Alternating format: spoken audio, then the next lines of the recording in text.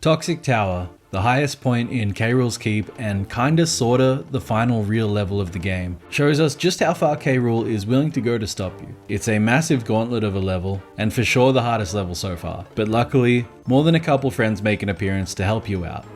This is part 38 of Overthinking Donkey Kong Country 2.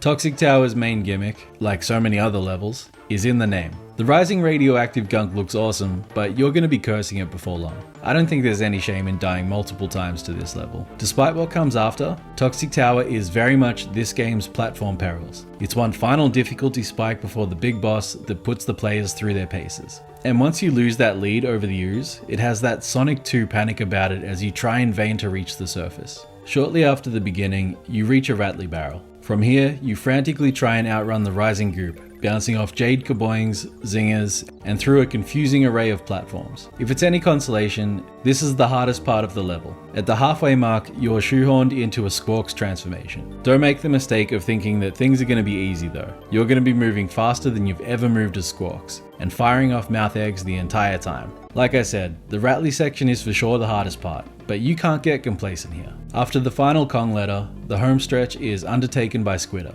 It's super easy, but there's a bonus area you're gonna miss if you're not careful. Get past Rattly's section and the rest of the level shouldn't be too difficult. Aside from the toxic sludge, there's nothing new this level brings to the table. The enemy variety is pretty poor too. That's not as much of a criticism as I just made it sound either. The level's gimmick is strong enough to support the whole thing, so it doesn't need to do much more than what it already does.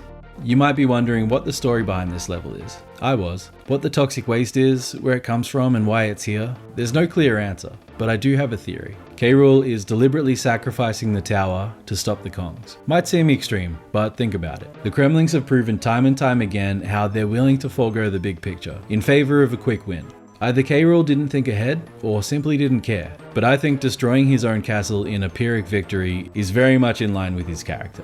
And why else would there be this much toxic shit so high up? As for where it comes from, maybe it's stored in these two side towers and pumped into the main tower when needed. I don't know.